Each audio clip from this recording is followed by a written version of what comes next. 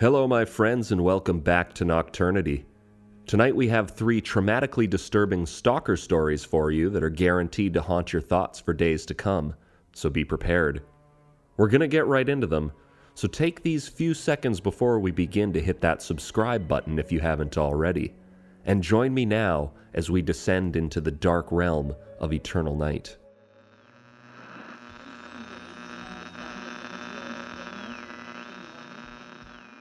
I was the lead singer of a band with a pretty sizable underground following in the late 1990s. Our hometown was Portland, but we toured all over the country and Canada often, and even did Europe a few times. And I'll admit that along with drinks, parties, and drugs, a touring musician's life also brings in groupies, and I'd be lying if I said we didn't have our fair share. But one in particular I'll never forget as long as I live. I met her at one of our shows at a club in Wichita. During the show, she was front and center, singing along with every word of every song, which is an energy I really fed off while performing. And then after the show, she somehow got into the backstage lounge area and came up to me to introduce herself. Her name was Alice. I told her I noticed her while we played and thanked her for being such an invested fan. She then fed my ego a large serving by telling me how much she loved my voice and had all our albums and singles. Skip ahead a few hours, and she was back at the hotel with me. You can use your imagination. Anyways, after that, like with any groupie, I left in the van to go to the next town, and I thought I'd left her behind. But I was wrong. Our next show, 2 nights later, was in Columbus. And guess who was in the front row again? At that point, I was still somewhat impressed, I'll admit it. While I'd had her 2 nights earlier and didn't really want another go with her, it was still awesome to see how diehard of a fan she was to come all the way out to Ohio for another show. Somehow here, she found her way backstage again and wouldn't leave me alone, no matter how hard I tried to shake her. So, being the weak man that I was, I took her back to the hotel we were staying at that night and repeated what had happened 2 days earlier, once again saying my goodbyes and leaving her the next morning to move on to the next town, Minneapolis. And guess who was there, front and center, singing every word back to me all over again? Now I was starting to get annoyed. Was she going to be at every damn show on the tour? Was I expected to entertain her afterwards? Backstage that night, I'd met up with another girl named Cindy I used to see when we'd go through Minneapolis. Yet within minutes of our set ending, Alice somehow got to us again. This time, I just blew her off, making it well known I was with Cindy and had no time for her.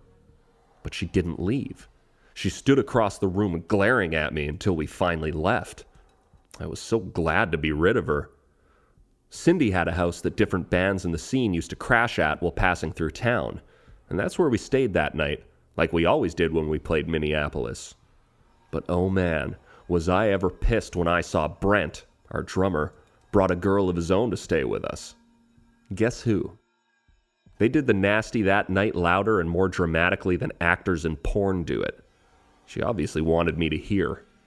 I was in such bad spirits that it totally ruined my own experience with Cindy that night. But luckily, we were due back in town a week later on our way back home, so I promised I'd make it up to her then. The next night, we were in Springfield, and to my amazement, Alice wasn't there. I really reamed Brent out for having brought her to Cindy's, and I let the band know she was basically stalking me and demanded they have no association with her if she showed her face again, which she did 2 nights later in Chicago. But this time, she wasn't front and center during our set.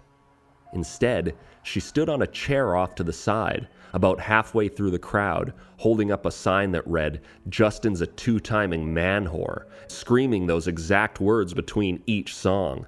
I had a terrible set because of it. I told security to not let her backstage, and thankfully they didn't, and I lost sight of Alice for the rest of the night.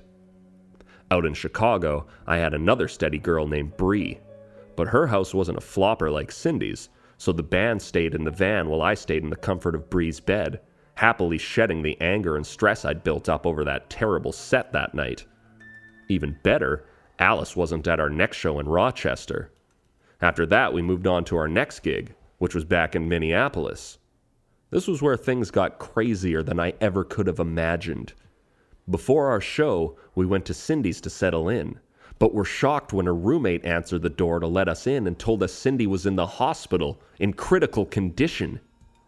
No one knew what exactly happened, but Cindy was found the day after we left in the alley behind her house, beaten nearly to death with a blunt object and stabbed multiple times. Right away, my thoughts turned to Alice, who didn't show up to our next show after we'd left Minneapolis last time. And things only intensified when my manager pulled me aside after our set that night and told me the police in Chicago were looking for me. I was horrified to learn that Bree had also been attacked. She too was in critical care, and like Cindy, it was unclear if she was even going to make it. And what's worse, I was now a suspect of attempted murder. My world was now officially crashing down around me, and I was sure who was at the root of its destruction. We had to cancel the last leg of our tour as I went back to Chicago to sort things out. I told them everything I knew about Alice, which was next to nothing. I don't think they believed me either. But I was released due to lack of evidence under the condition that I head back home to Portland and stay put. After visiting Bree's unconscious body in the hospital, I left to head back, stopping only in Minneapolis to see Cindy in the same condition. It was all so hard to take. Even though I knew I didn't attack either of them, I couldn't help but to feel it was all my fault. Then, when I finally got back to Portland, I pulled up to find even more drama. Police cars were waiting outside of my house. I thought to myself, Bree must have died. This is it. They're going to arrest me for murder. But what happened instead nearly knocked me over with how hard it hit me. As I walked past one of the police cars, I glanced over to see a familiar face in the back staring daggers at me. An officer arrived out front of my door at that exact moment. He explained that earlier that day, my neighbor had watched as a young woman broke one of my back windows and climbed inside my house. The police were called, and when they showed up, she answered the door and said she was the girlfriend of the person living there, me, and told them that she had locked herself out of the house and had to break a window to get in as she was watching the place while I was away. They then asked if they could come inside and take a look around, because they sensed by certain behavioral traits she was exhibiting that something was amiss. And in response to that question, she tried to run through the house. They pursued and tackled her in the kitchen, just a few steps from my back door, and as they did, a gun fell out of the pocket of her hoodie. Also found was her traveling bag, complete with her clothes, toiletries, and the knife used to assault both Cindy and Bree. Under the pressure, Alice ended up confessing to both attacks and admitted she had come to kill me. It had come that close. If it wasn't for my neighbor, a guy in another band we used to play with locally, I would have walked right into it and probably not walked back out. Fortunately, Bree and Cindy both pulled through, but neither of them really wanted anything to do with me after that, which I guess was understandable. In the end, the situation had traumatized me so bad I couldn't continue touring ever again, and our band eventually broke up.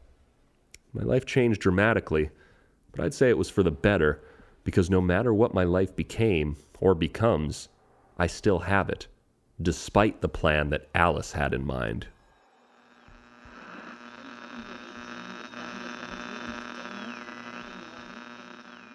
Some of my most cherished memories are from my summers at Camp Pocono. From age 8 to 16, I went every year for 5 weeks, and honestly can't recall a single bad memory there. So last year, I'm now in my 20s, when I saw a Camp Pocono group invite on Facebook, I was eager to accept. And it was great. There were so many pictures and posts that injected me so full of nostalgia. Plus I ended up adding a whole bunch of people I'd totally forgotten about, and had a blast catching up with them. One such person, though, was a guy named Dell who I just couldn't place. He liked a few of the posts that I put in the group, and then I got a friend request from him. Like I said, I didn't recognize him, but he was a member of the group, so I figured he knew me. And I must have known him at some point, so I accepted the request. Within minutes of doing so, a message alert dinged on my phone from him that said, "Hey Carrie, it's good to see you after all this time. How are you?" I answered that I was good and asked how he was doing, and a pretty standard conversation between old acquaintances started up, but for the life of me, I still couldn't place him. But by the time we were like 20 messages deep, I couldn't find the heart to tell him that. He seemed nice enough, and definitely shared the same fondness of Camp Pocono that I did, and the conversation was pretty trivial, so I figured, what's the harm? Things did get a little strange over the next few days, though. The conversation took a bit of a turn into more personal matters, though it started pretty light by him asking, "So are you still in Philadelphia?" I double-checked his profile to see that it said that he lived in Trenton, so I figured, what the hell, it's not like he lives too near to me, and I answered yes. He then said something very troubling. "That's great. I'm in Philly right now. We should meet up. Are you still in Melrose?" Now that may sound innocent enough, but the thing is, when I was a kid and going to Camp Pocono, I lived with my family in Society Hill. How would this guy know that I live in Melrose? And why would he say, "Do you still live in Melrose?" I didn't know what to say at first, so I just wrote, "No." A message came in right away saying, "Sure you do. You're at 16th and Porter, aren't you?" I found myself suddenly sweating. That was exactly where I lived. Enough of the bullshit, I thought, and wrote back, "Who is this?" He answered right away, "You know who it is. It's Dell." I came clean and said, "I don't remember any Dell from camp." And he responded, "I feel insulted. How could you forget me? Maybe if we meet in person, it'll jog your memory." "I don't think so," I wrote in return. I could see he was waiting for a while, and when the message finally came in, it said, "You're a lying little cunt, Carrie. You pretend you remember me, and now you think you can just blow me off? Why? Just to tease me? Just to hurt me? Whether or not you want to see me, I'm gonna see you. For all you know, I could be seeing you right now, you little bitch." That completely terrified me. I felt like crying. I instantly blocked him. The next day, I got a Facebook message on the bus on my way home from work. It was from a guy I'd never met, and I wasn't friends with on Facebook either, but it sure got my heart beating. It was a list of addresses, and I recognized them all. One was mine. One was my parents'. One was my sister's. One was my work. One was the coffee shop that I stop at on the way to work every morning. One was my gym, and a bunch of them were my friends' addresses. I suddenly felt like every person on the bus was a possible threat, and tears welled up in my eyes as I looked at every person around me with terror-stricken suspicion. I then rang the bell and hopped off at the next stop, which was luckily mine, and the first thing I did after I stepped off was dial 911. And as I was talking to them, another message came through that I didn't check because I was listening to the instructions of the officer, who was telling me to come in and file an official report. When I hung up, I opened the message. It was from yet another unknown guy's name, and it was chocked full of pictures. The first one was a picture of me on the bus that I just got off with the caption, "Don't cry, it'll all be over soon." The rest were pictures of me throughout the last several months. Some were me walking to work, some were of me getting coffee, some were of me with friends getting lunch, and most bone-chilling, some were of me inside my house, taken through various windows. I was overwhelmed with dread, standing there on the side of the road with the feeling that even if I ran home, I wouldn't be safe. It felt like I was about to be attacked at any second. I called my father crying, and he rushed across town to grab me, and then brought me to the police station. Unfortunately, they weren't able to do anything. I went to double-check that I'd blocked all of the accounts that had sent me those messages, but by then they'd all been deleted. And since then, I haven't received any threatening messages. At least, not as of me writing this. I still don't know who it was that sent all that, and I still live every day in a state of paranoia, fully aware that I'm probably being watched, and that at any moment, the hammer could drop.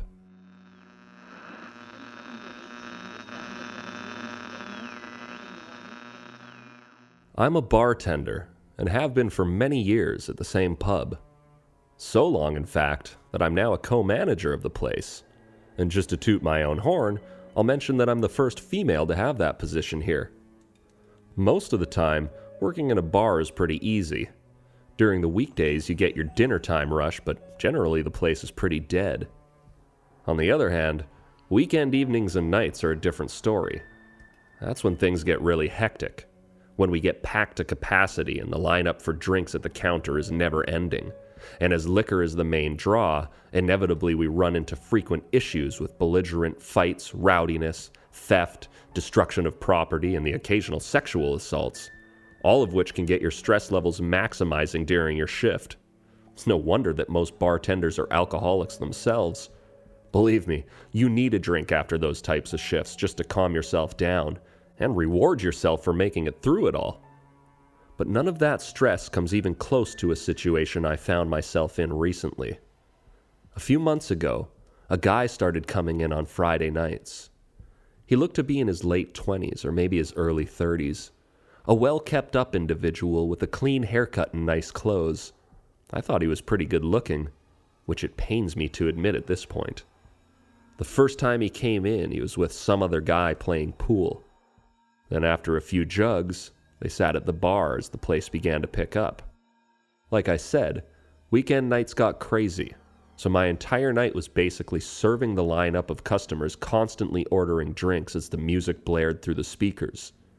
Every now and then, as I'd scope the bar out to see if anyone sitting there needed a refill, I'd catch him looking at me, in a manner where he wanted me to notice. It also pains me to admit that I was flattered by it. I'd been dating the same person for 3 years. There is no chance in hell that I'd ever cheat on him. But still, it feels good to be noticed in the way that he was noticing me.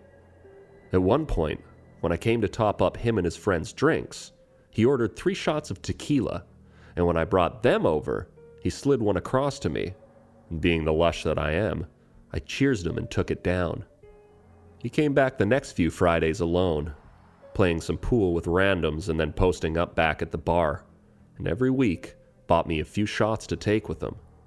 Eventually, one of those Fridays found a lull in the franticness, and he had his first chance to talk to me, asking my name, which I told him, and telling me his, which was Jason.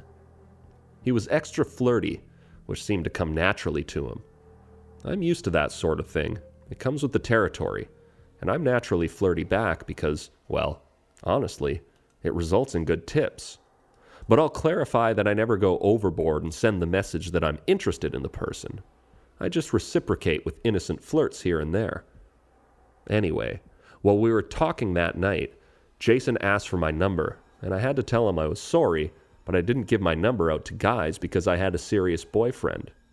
"Is he here?" he asked while casually scanning the bar with a grin. I told him he wasn't, and he replied, "Well then, what's the harm in giving me your number if he can't see you doing it?" He said it seemingly sarcastically, so I just rolled my eyes and laughed a little before going to serve some other customers. Jason went back over to the pool table to play, and by the end of the night he was playing with a blonde girl who looked almost tipsy enough to be cut off, although every time I'd look over in that direction, he'd be looking at me. They ended up leaving together, with him basically holding her up. And that all became a trend. He'd come in Friday night, play pool, come to the bar for a while to try to flirt with me, and then by the end of the night he'd leave with a different girl hanging off his arm that looked fall over drunk, the whole time beforehand making eyes at me from across the bar. And that really started to creep me out. Finally, his games got to be too much in every facet. Not only were his attempts at flirting with me getting awkward and creepy, and his attempts at trying to get my number getting annoying, like the guy couldn't take a no, but it was starting to become suspected by the staff that he was dropping some kind of drug into the girls' drinks that he was taking home every week. We started to notice they would be near knocked out after not having enough liquor to be acting that way. We couldn't prove it, but that didn't matter. One of the guys on staff, a big guy named Mark, ended up telling him he was barred from coming in anymore because of what he was suspected of doing. Jason was pissed off, and obviously denied it, and even said that he was my friend and that I'd vouch for him. But Mark told him to beat it, or get beat. So Jason, humiliated, had no choice but to leave, peeling out of the parking lot in his Dodge Charger as he did. He didn't come around the next Friday, and we were happy to be rid of the guy, especially me. But that relief was to be short-lived. On a Sunday night, When my boyfriend and I were at my place watching a movie, my phone rang from a number I didn't recognize, so I didn't answer it. Because telemarketers and scammers have made it so I never answer numbers that I don't know. However, when I checked my voicemail the next day, there was a new message, and it was from Jason. I have no idea how he got my number, which was creepy enough in itself, but the voicemail was much creepier. He said, "Hey sexy, it's Jay. I'm in the neighborhood. Call me at this number when you get this." In the neighborhood, I thought to myself. What neighborhood? Did he know where I lived? I shook that thought out of my head. He must have meant the bar, I told myself. Unfortunately, that turned out to be wishful thinking. That night, Monday, at around 10:30, when I was getting ready to go to bed after a shower, I was startled by a knock at my door. I wasn't expecting anyone, and the first thought in my head was an alarm bell ringing the name Jason. And it was right. Looking out my front window, I saw his Charger parked out front of my house. At first I didn't answer, but he just ended up knocking harder and yelling, "Come on, I know you're in there. I could hear you walking around before. It's me, Jay. Aren't you going to let me in?" I didn't know what I was supposed to do, so I went to the door and yelled through a shaky voice, "You have to get out of here, Jason. I don't know how you got this address, but this is way across the line. You have to leave now and never come back." He chuckled to himself, as if what he'd just heard was a joke to him. "Come on," he said back. "Don't be so melodramatic. I have a bottle of wine. Let's just have one drink and I'll be on my way. I miss you." Yeah, right, I thought. One drink and you'll have me KO'd on my couch. I shuddered at the prospect. "Get back in your car and get out of here, Jason," I yelled. "My boyfriend's going to be here any minute. You don't want to be here when he gets here." "Your boyfriend isn't off work until 2:30, he casually returned, terrifying me to the core. How he knew that was beyond explanation. I stepped back from the door in a cold panic. "I'm calling the cops, Jason," was all I could think of to say, and I meant it. There was silence on the other side of the door for a moment, but it was suddenly interrupted as a loud bang rattled the entire door and the wall that it was attached to. He must have either punched the door or kicked it, and for a second I thought he was trying to break it down, and instinctually jumped out of fright and started to dial 911. But as I did, I heard the Charger start up, and then watched it take off down the road. I opened my door after I saw that it was out of sight. There was a bottle of expensive wine that was left on the mat. From then on out, my boyfriend stayed at my house every night, even demanding his work switch his shifts so he never had to work at night again. He wanted to kill Jason, and I was honestly worried that if he came back, that's exactly what would happen. But he didn't come back. Well, not in the same way that he had that night. Instead, he would text me during the night and ask me how the mall was, or how my mother was, or how work was, or how my doctor's appointment was, or how whatever I was doing that day was, outright showing me that he was following me and watching my every move. He'd even go so far as to tell me that I was being a real bitch having my boyfriend over every night, but that he'd be out of the way soon, and at the very least he was thanking him for keeping his side of the bed warm for him. This was psychological terrorism. Everywhere I went, I thought he'd pop out on me. I knew he was always near. I obviously called the police, but I didn't know Jason's plate number or his last name, or if his first name was even really Jason. They couldn't trace the phone back to anyone. He was using a burner. In fact, he was using a few. The number would tend to change every few days. Clearly, Jason had money to burn. And things only got worse when I came home from the police station after filing the complaint. My front door was wide open, and when me and my boyfriend checked the house, we found all of my panties and bras were laid out on my bed. It looked like someone, well, let's face it, Jason, had been laying in them and doing God knows what when he was. Now I was certifiably living in terror, knowing he'd been inside my house. We reported that incident to the police on the phone right away, and they advised me, as they did earlier, to get an alarm system and a surveillance camera of some kind.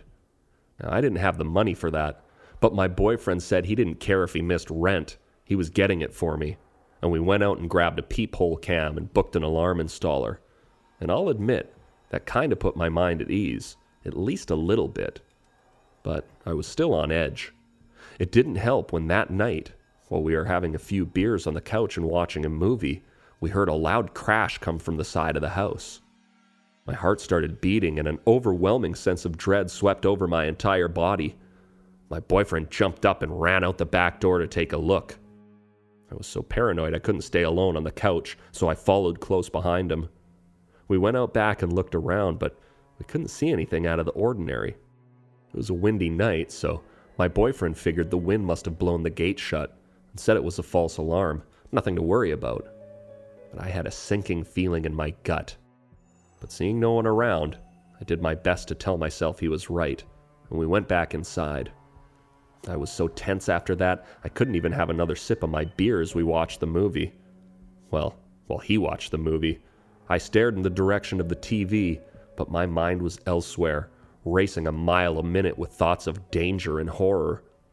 The next thing I knew, my boyfriend was passed out next to me, snoring like I'd never heard before. I couldn't believe how deeply asleep he was. He must have been exhausted, I thought. But I was wrong. About 10 minutes later, I heard a creak from down my hallway towards my bedroom. It sounded like my hall closet. I stiffened up on the couch as I heard footsteps approaching and began to shake my boyfriend, but he wasn't responding. "He's not going to wake up for a while," I heard a voice say before I looked up and saw Jason entering the living room with an evil grin on his face. I can't explain the horror I felt at that moment. "I think he's been drugged," he continued. I was frozen in fear, looking Jason dead in the eyes as he stood there in my fucking living room, staring right back at me. "But just to be safe," he then casually submitted before lifting his right arm and revealing a small tire iron. I screamed the word "No!" as loud as I've ever screamed as he brought the bar down with the force of an axe and cracked my sleeping boyfriend's skull wide open. That snapped me into action. My survival instincts must have kicked in because I broke out of my paralyzed state of fear and jumped off the couch with the tunnel vision plan to run to the front door. But Jason was obviously expecting this, because as soon as he'd split my boyfriend's head open with one hand, his other was grabbing onto me and pulling me up to my feet like a rag doll. I started screaming an insane, primal shriek, but only got about 2 seconds of it out before being hurled into my TV set and collapsing on the floor in a daze. Jason walked up behind me saying, "I really wish you didn't have to see me do that. But clearly you didn't drink any more of your beer, so I had to come out of the closet and deal with you while you're still awake." He grabbed a handful of my hair and dragged me back towards the couch, throwing me back down beside the coffee table and raising the tire iron above me. I put my hands up to block, but he never took the swing. Instead, I looked up and saw him holding my beer glass in his other hand. "Drink it," he demanded. I just laid there shaking. "Drink it!" he screamed as he shook the glass at me. Getting no reaction, he slammed the glass back down on the table and then swung the iron down at me. I once again screamed and tried to block my face, but again, the hit never came. This time his free hand grabbed my hair and yanked me up to my feet and threw me on the couch beside my bleeding boyfriend, who I was sure was dead. Jason then wrapped his hand around my throat to stop my cries and got right up in my face and said, "One way or the other, you're gonna sleep, and I don't want to ugly up that pretty face before I do what I'm gonna do to you, so drink this fucking beer before I end up choking the life out of you right here on this couch." He squeezed harder around my throat. I thought it was gonna crumble to dust in his palm. But right at the point I was sure I was about to die, he let go, allowing me to gasp for air as he threw the crowbar to the floor and grabbed another fistful of my hair. As he cocked my head back with that hand, he grabbed the beer back off the table with the other hand and brought it to my lips. "Drink it!" I had no choice, and as soon as he'd said it, the beer was pouring into my mouth, at which point he smiled and said, "That's right," and let my hair go. But what Jason wasn't counting on was my ability to bring a drink back up from my gut, which is what I did as soon as I'd swallowed it, and I spit it right into his eyes, which bought me the second or two I needed to jump off the couch and heave my body at full speed into the big living room window. I smashed right through it and fell 2 stories to the grass of my front yard below. Jason came to the window and looked down, completely flabbergasted at what had just happened. But he didn't look down for long. The boom of that window exploding was enough to get every dog in the neighborhood barking, and every neighbor I have in my cul-de-sac turning on their porch lights and looking out their front doors or their windows. As I lay there, I could see Jason disappear back into my house. Ambulances and police cars soon flew into my front yard within minutes as my neighbors tended to me on the grass. Both me and my boyfriend were rushed to the hospital and treated just in the nick of time, though my injuries took about half the time to recover from as his did. He had to learn to basically use his brain all over again. It was a long, scary, brutal recovery. But I was there for him, every step of the way. And thank God he lived after that brutal attack, despite the fact he's blind in one eye and deaf in one ear now. As for Jason, he ran for it out the back of my house, leaving his car down the road in the process as he was unable to get to it. And therefore, the police were able to identify who he was and caught him within a few days of the incident. It turns out his name wasn't Jason after all. But so I can protect my own identity, I won't say what it really was. But I will tell you that he's in jail now and won't be getting out for a long, long time. Thank heavens. It turns out that after he'd broken in and emptied my drawers that day, he'd never actually left. He hid out in my closet, and when night rolled around, he went to a back window and threw one of my crystals out at the back fence, knowing we'd go outside to check out what the noise was, and then use that opportunity to slip some hard knockout drugs into our drinks. But since I didn't drink any of mine, he had to change his plans on the fly, and, of course, you know the rest. But had I taken a drink, and his plans had gone through as he had hoped, well, I can only tremble at the thought.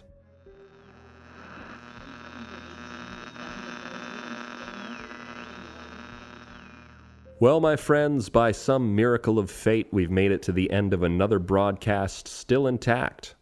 I hope you've enjoyed the ride. Don't forget to help our young, growing channel grow even more by giving this video a like, and if you want to go the extra mile, a share to your social media. And if you haven't yet, hit that subscribe button now and our future episodes will be shown to you on your home screen when they're released. It will be a decision you will not regret, I guarantee it. As always, this broadcast has been brought to you by cardanapparel.com, and the link is in the description. And by the way, there are plenty of epic thriller and horror stories on our channel that you haven't heard yet, and I encourage you to go there now and keep this vibe going. Our newest video is already on its way for you, so hit that sub button and keep your eyes and ears peeled. Until we meet again, my friends, stay safe.